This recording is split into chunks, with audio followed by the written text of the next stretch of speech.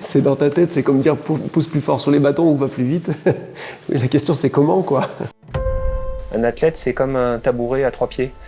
T'as un pied, c'est le physique, un pied, c'est le mental, et un pied, c'est la technique. Et s'il te manque un pied, le tabouret ne tient pas debout. Je pense qu'il y a un moment où les top athlètes, mentalement, sont peut-être plus forts que d'autres, vivent l'événement différemment et vont chercher un peu plus loin que certains. Par contre, ce qui est important, c'est de ne pas l'opposer non plus aux aspects physiques, techniques, parce qu'en fait, tout cela est imbriqué. Le sauteur doit être capable, au niveau mental, de savoir traiter de l'information à très très haut débit et d'arriver avec toutes ces distractions-là à réaliser le geste juste.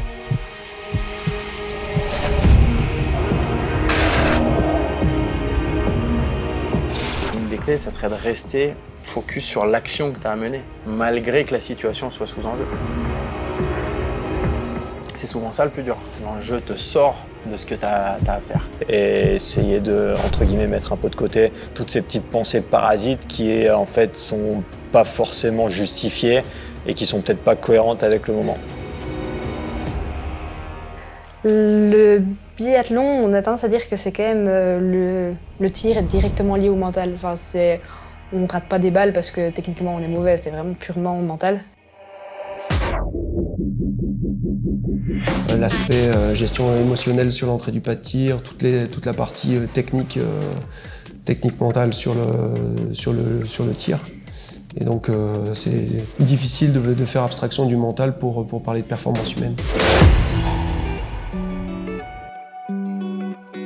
Alors un préparateur mental, pour moi, c'est une personne qui s'occupe avant tout du bien-être du sportif, avant de s'occuper de la performance du sportif. Il y a peut-être environ 70% des sportifs qui sont en train de frôler avec le burn-out, justement par cette pression du résultat.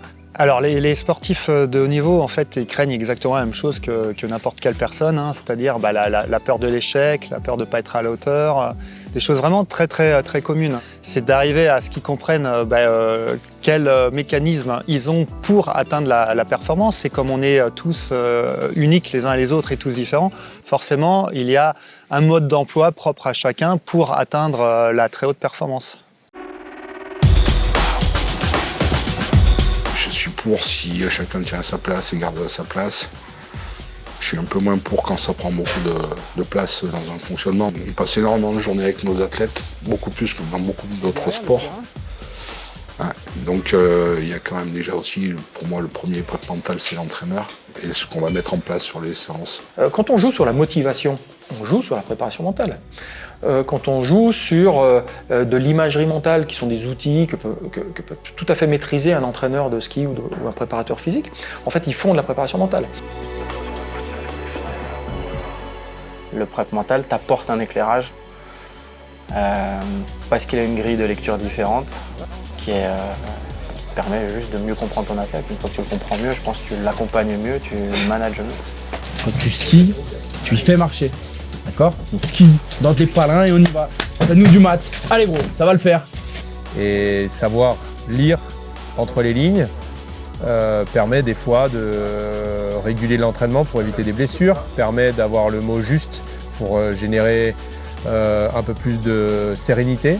Tout ce cadre-là permet la performance. Et puis après, nous, dans notre cadre-là, on rajoute d'autres petits outils qui permettent de progresser. Je me considère comme un facilitateur. L'idée, c'est de proposer des pistes, éventuellement de temps en temps d'orienter, mais par contre, c'est la tête qui fait tout. L'autonomie, elle vient aussi de notre côté, c'est-à-dire que quand on fait des retours avec les athlètes sur les entraînements, etc., on essaye toujours de les mettre dans les dispositions où c'est eux qui parlent, c'est eux qui nous expliquent ce qu'ils ressentent, ce qu'ils ont fait, vers quoi ils doivent. Et nous, on les induit dans la direction où on pense qu'il faut aller. Ok, donc dis-moi un peu toi, ton impression globale là, sur ce que tu as vu. Écoute, c'est déjà mieux qu'hier, je vais un peu plus loin. Après, il n'y a pas assez de fluidité, je trouve. Plus l'athlète est autonome et capable de se gérer, et capable de gérer ses émotions avec les outils qu'on lui a donnés, plus derrière il va être indépendant et il va être fort. En tout cas, ça ne m'empêcherait pas d'aller plus vite. Un athlète qui fait du sport de haut niveau, notamment, il est face à l'incertitude. C'est-à-dire que c'est très incertain de ce qui va se passer en compétition, etc. Donc face à cette incertitude, eh bien, il y a des gens qui peuvent en profiter et dire « moi, je vais t'apporter une réponse toute faite, etc. » Et donc, une mise en dépendance. Avant, justement, de laisser rentrer quelqu'un dans sa tête, la confiance, elle se gagne petit à petit. Elle va jamais me dire « écoute, il faut que tu fasses ça, il faut que tu fasses ça ». C'est vraiment un partage, en fait. Enfin, elle va m'écouter, me comprendre et puis on va rebondir là-dessus. Mais les gens qui gravitent autour des filles sur l'aspect-là, ils sont choisis par les filles et aussi par le staff, validés ensemble. Mais à partir du moment où on y va et j'ai 100% confiance. Et moi, je me sens responsable du projet de performance, c'est-à-dire que l'objectif et on va dire la ligne rouge, c'est à partir du moment où si je sens que le travail est contre-productif par rapport au projet sportif et au projet de performance, là sans doute qu'il faudra avoir une discussion avec les différents intervenants. Travailler avec un entraîneur, c'est garder sa bonne place, sa juste place en fait. Je suis pas entraîneur et je suis juste là pour accompagner l'athlète à côté. Ah ouais, c'est un vrai boulot, c'est un vrai boulot. C'est pas rien d'intervenir entre guillemets sur le mental de quelqu'un, quoi. Moi, je vois plutôt ça comme un boulot dans l'ombre, mais au même titre peut-être que entraîneur. Hein. T'es pas là pour faire du faire savoir, quoi. T'es là pour amener du savoir-faire, et puis c'est les athlètes qui doivent être mis en avant. C'est aussi des gens qui vont laisser une trace dans la vie de l'athlète, même après sa carrière. Elle m'accompagne pour grandir dans ma vie d'athlète, mais aussi dans ma vie de femme, parce que c'est vrai que parfois je pense qu'il y a quelques personnes qui l'oublient, que je suis encore jeune et que c'est encore pas facile pour moi de tout gérer, quoi. Allez, go. Ben moi, c'est ce qui m'anime le plus, c'est de construire des personnalités, conjointement avec le sportif. Parce que la carrière d'un sportif durera 10, 15 ans, alors que justement travailler sur l'identité de la personne, ça durera toute une vie. Chez une athlète féminine, pour moi, il y a la femme, il y a l'athlète, la travailleuse, et puis parfois même, il y a la maman.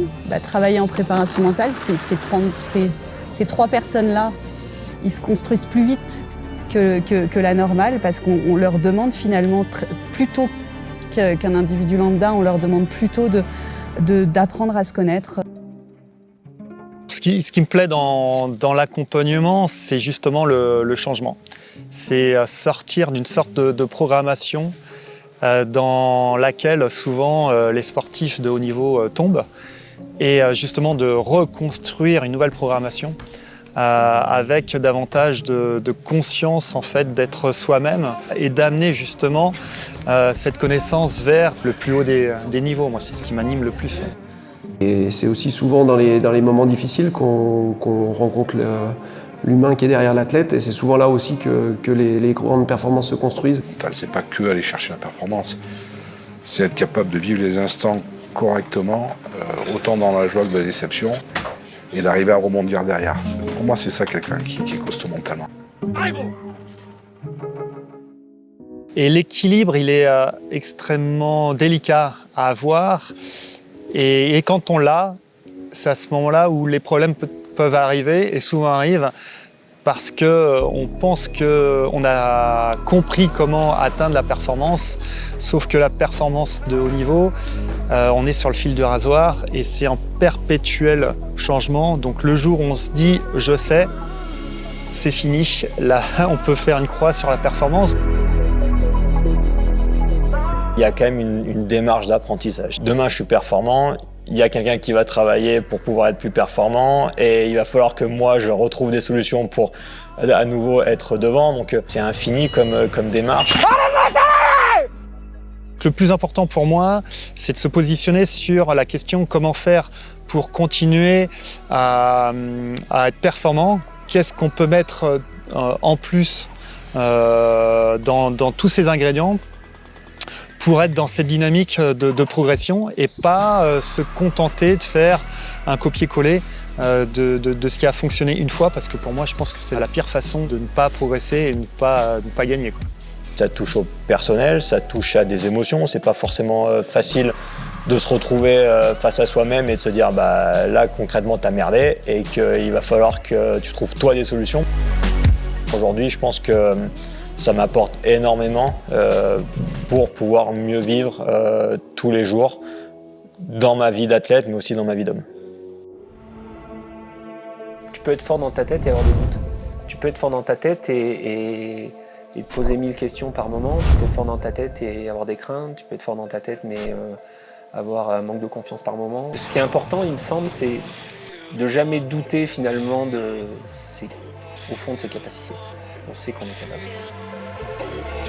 Comme il y a des gens qui pensent trop gagner et qui pensent qu'être premier, c'est... Il n'y a que être premier qui est important dans leur construction, ils se trompent parce qu'il faut déjà apprendre à perdre avant d'apprendre à gagner. Ce que j'aime chez les sportifs de haut niveau, c'est que souvent ils veulent aller d'un point A et absolument aller au point B, quel que soit ce qui en coûte, quels que soient les moyens à mettre en place. Ils ont une telle volonté d'y parvenir.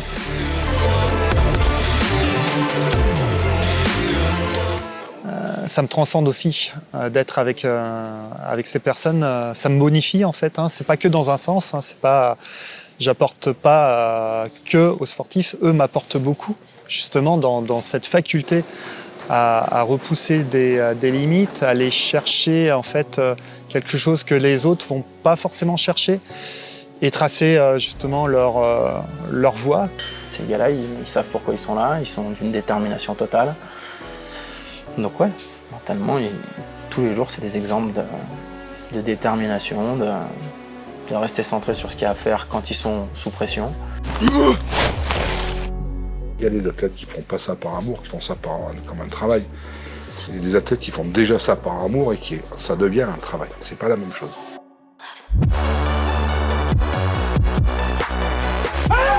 C'est la motivation à aimer ça. Parce que c'est ça qui est la base. C'est l'amour de ce que tu fais qui développe les choses.